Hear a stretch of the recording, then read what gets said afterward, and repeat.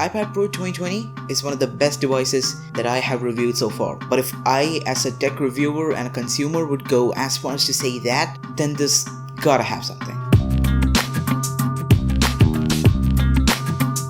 Hey, what is up folks, this is Shaheel, and let me explain why the iPad Pro 2020 is one of the best devices that I have ever reviewed so far. Starting with the design, this looks really good and feels premium, and it's really important to me as I am a person who believes that there are certain little minute details that is really important to complete the whole experience of using a device, and the iPad Pro, it nails that.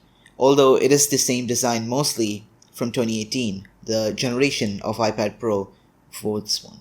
And this thing is heavy. It comes at around 641 grams, both because of this being the bigger iPad at 12.9 inches and this iPad being made out of aluminium, which is a really good choice because you don't want something like this to feel cheap and just to look premium. I want the whole experience, and the weight, it kind of adds to that premium experience.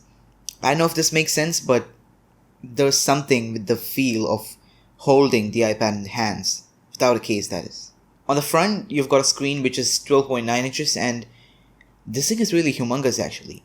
So the screen is really big, and holding it for the first time, I never really thought that I'm gonna get used to a screen which is this big, but just like I always say, within a few days of usage, everything is just gonna feel like home and feel normal to all of you who are using the iPad Pro, the bigger size. And if you don't need that bigger size, or if you want something more compact, you could always opt for the 11-inch model. The iPad Pro has a Retina panel, which is Apple's way of saying that it's got an IPS LCD display. And this is not bad. This is actually really good. It's got really good color accuracy. It's DCI-P3 color gamut, and it has HDR and stuff. The colors, they look really good. And also there are some other things which I'll get more into later about this display panel. But sometimes I really wish that this display was an OLED. Here's why. Sometimes you use an iPad Pro with the Retina display and then you just get used to it, like I just said. But sometimes when you have an OLED device, just like an OLED smartphone or an AMOLED tablet or an AMOLED smartphone or anything like that, you could really differentiate like the true blacks with the pixels lit off from a phone with an OLED display, and you can differentiate that with an iPad which is trying to mimic a full black display without the pixels being turned off. And sometimes you can really spot that, and I don't know if it's a side effect of using OLED panels for years, but it just feels that it's going to be much more better if Apple could implement an OLED display in the iPad.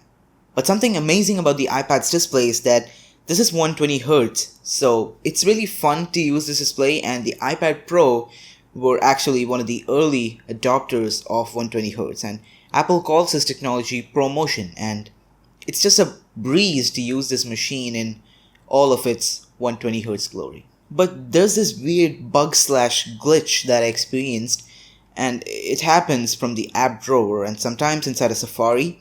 The thing is that when you're scrolling through stuff, especially from the home screen after being just kept there for a long time, and when you unlock it and you swipe through apps, you feel it's 60Hz, and I think that it's more of an adaptive refresh rate issue because the iPad Pro is an adaptive refresh rate panel. It's not just locked to 120Hz, so sometimes it feels like it is switching back to 60 or even lower when swiping through apps, and it's gonna switch back immediately to 120Hz when it just, recognizes that you're swiping through apps. It just, snaps back to 120, but before you even notice a serious lag, it just shifts back. But the lag, that's still there, and you can really notice it if you're pixel peeping and stuff.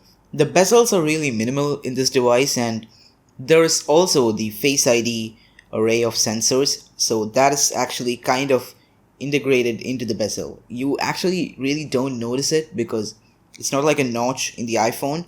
It's just there inside the bezels, and it just really blends in with the bezel, and you really don't notice it unless you're just looking for it. Just feels really natural to use the iPad like that. And yes, this iPad is secured by Face ID. So the Face ID sensors are really fast. Face ID unlocks the iPad really fast. It's really quick and snappy. And not only that, it's really secure as it's using 3D projection and dot mapping and complex algorithms and stuff. You know what Face ID does. It uses special sets of sensors for face unlocking. So it's really fast, but also it's really secure. So it's a deadly combo when you get speed and security at the same time. My only complaint with Face ID would be that sometimes when you're just keeping the iPad laid flat on a table and when you're trying to unlock the iPad, you just have to, you just have to lean over and look at it to unlock it. Just can't just stay there, double tap on the screen and just swipe through. You can't do that. You have to do like a lean over and then unlock it. It's the same for the iPhone. I just don't know why that is, but it's gonna be really cool if you could just unlock it while it's sitting flat on a table. On either sides, you can find 2 speakers, and this really makes for a really great quad speaker setup actually. And the quad speakers are just real. It just does the stereo effect really well. You can actually feel things moving around you, the stereo effect, and it's really great for watching movies and TV shows. It just feels really immersive. And if the content you're watching is mixed and mastered well, you can actually feel the bass and the things. And if you're hearing music that's like really high quality, high fidelity, you can actually feel that the sound stage is really wide and stuff. If you can notice all the things and the subtle details in the sound, you can do that in the iPad. And oh, not to miss out, the bass. Actually, I had this experience while I was watching a video in YouTube, and I was resting the iPad on my lap with the folio case folded up, and I was just resting it on my lap, and then just bass started to kick in a YouTube video. So it was like a music part, and when the bass kicked in, I was really feeling every single beat that was happening on my laps. So you could just imagine how really well done the bass on these speakers are. And as expected from a quad speaker setup, it can get really loud, like really loud. If I'm using it on the iPad speakers, I'm usually maxing it out at like 60 to 70% volume, never above that. You can find the power button on the top of the iPad, and the volume rockers are positioned on the right. And just below that, you can find something which is really confusing, and it's really going to be confusing with antenna bands, but even on the Wi-Fi model. And it's not antenna bands, it's actually Apple Pencil dock. So if you bought an Apple Pencil with the iPad Pro, you can charge it conveniently on the dock. Now, I don't have an Apple Pencil to show and demonstrate this to you, but I'm pretty sure that you guys have seen it a few times before already in action. And on the bottom, you have an USB Type-C charging port, and this thing is really convenient. It's much better than the Lightning port actually. If you live in a household where you bought a phone from pretty much like 2018 or later, it's pretty guaranteed that your phone has a USB Type-C charging port, and it came with a USB Type-C cable. And you could just charge your iPad with that. And while we're on the topic of charging the iPad's battery is just massive. The battery is a different section, we'll get into that later. But the charging part, it takes a lot of time. Not only that, it takes a lot of time. If you want to fast charge the iPad, it's not just 15 watts or 20 watts of charging. Actually, if you want to fast charge the iPad like really fast, I actually use the MacBook Pro's 87 watt charger. And with that, it charged in like below 2 hours. But with like a standard 20 watt or 15 watt adapter, it takes a lot of time. And while we're on the topic of USB Type-C, Apple should actually really bring USB Type-C to the iPhones next year. That is if they have one. A charging port, I mean. If you know, you know. And on the back of the iPad, on the top left corner, you can find a 12 megapixel main sensor and a 10 megapixel ultra-wide camera. Now, this camera setup is actually not your usual everyday camera setup, because I don't assume someone like you and me to use the iPad for everyday snaps when you're out and about. But if you want to use it for that, it's actually really good quality you can use for that. But, you know, generally when you're using the iPad as a productivity machine, you're generally going to be using it for document scanning and stuff. And for that kind of things, this is really ultra high quality. But although it's just not that everyday camera, if you will. And the 2020 iPad Pro is the first Apple device to feature the LiDAR scanner in any Apple device, like any. And the iPhone 12 Pro smartphones were the next to feature and adopt the LiDAR scanner. But first time debut was in the iPad Pro. And talking about the LiDAR scanner, the only scenarios where you use the LiDAR is just for depth scanning. So when you want to measure things in the Measure app in the iPad, you could use that with the LiDAR scanner. It comes useful there. But I don't really think that most of you are going to be using the Measure app on a daily basis. Let's just be frank. But really the purpose of LiDAR is actually depth. So instead of having a dedicated depth camera, it is actually a 3D scanner which really actually just projects dots all over your surface, and then it can understand the depth between and from objects in your surface. And it can help in AR and making it seem more realistic. But not only is the iPad powerful on the outside, but it is also powerful on the inside. So it's got an A12Z processor, which is really powerful that you can play any demanding title that you throw at it, and it could actually seamlessly edit 4K videos without any hiccups. That's really smooth actually. Using a compact portable machine for editing, it's a dream of actually many filmmakers. It's really convenient when you're traveling, but if you prefer to do so, you could use the iPad and only that as your main computer, which I'm going to be talking more at the end of the video, so stay tuned for that. Everything that you do in this machine is really smooth and really snappy actually.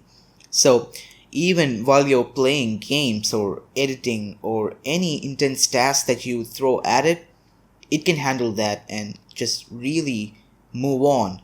Like, it just really does not show any kind of lag in my experience with the iPad. This device has a 9720 mAh battery inside, and it can actually be really a 2-day device for most people with normal usage. The best battery life that I got, if my memory serves well, is 12 hours of screen on time, and then a lot of time in standby. And the standby times are also really great, as the iPad does not really lose any charge while you're just putting it in standby. It can actually be there for hours and hours and only lose maybe like a couple of % of battery. This specific variant that I have right here, it's 128GB, so that is the base model in the iPad Pro 12.9-inch, and if you want, you can go even higher in the iPad. You could go 256GB, or if you're feeling crazy, you could even go 1TB with the iPad. And then for most people with 1TB of storage in your iPad, it could be like a repository for all your iPhone photos or anything like that. Just, it could be like a server for many. And talking about my usage, with the minimal usage, like for most people with a few games like Netflix and YouTube and most of that stuff, like installing your iPad, I actually never really filled up the iPad. Even with 128GB, my iPad is actually not even used half of its storage. So for me, 128GB is perfect.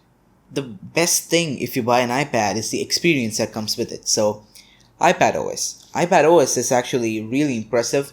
It gives almost a desktop-like experience even on the iPad, which is really a good thing to say because you could do really a lot, and iPadOS just takes the iPad's power and then just expands it a bit more so that you can do a lot more than you could do with a normal Android tablet or any tablet for that matter. First of all, the multitasking on the iPad is really great. You can do two types of multitasking. You could either do split screen, so you could open an app on the left and open an app on the right, and you can also do multi-window multitasking, which is like you could open an app in full screen and then you could swipe from the right or drag and drop an app on the right to actually multitask with an app while using an app in full screen. And you can actually combine the both. You could do split screen and you can actually have an app in multi-window mode at the same time. And as for the question of replacing the iPad for a laptop or a computer, that's still a no for me, because most pro things that I do are video editing and photo editing in general. So I think that those tasks, like those specific tasks, are going to be better off with a laptop or computer on Final Cut Pro or Adobe Premiere Pro. But does this mean that this $999 beast is just for watching YouTube videos and Netflix? No, absolutely not. Actually, I do some of the scripting on the iPad, and actually I do most of the shortlisting for B-roll on the iPad too. But if I wanted, I could also do some of the video editing on the iPad and the photo editing on the iPad, since now it has LumaFusion and full-fledged desktop like Photoshop and stuff. But I just don't do those on iPad, and it's a personal thing. Like, you could either do it on an iPad and just be okay, but the extra flexibility that you get on a desktop, like that little detail, that's so important for me. And I feel that if I were to pick between an M1 MacBook Air and iPad Pro for professional tasks, it's still going to be the MacBook Air, because for me, for pro tasks, like I said, I still think that it's going to be much better off on a laptop than on the iPad. So, should you buy the iPad Pro? Now, if you want a machine that is a bit more than the everyday tasks, if you want a machine that is really powerful but still portable enough to carry on the go and use it on the go, this is going to be a really good option for you. At $999, you could make this your main workstation device. Just that most professionals, myself included, does not want to do so. But in my opinion, this could still be potentially really powerful and really be developed into beating something like the MacBook Air with macOS operating system. But if you can make tiny trade-offs and leave a desktop operating system, this iPad Pro, it's for you. Thanks for watching, and if you enjoyed the video, make sure to subscribe to the channel, share this video with your family and friends, and like the video if you really did. And if you didn't, you know what to do. Just hit the dislike button twice. Until we meet the next time, goodbye.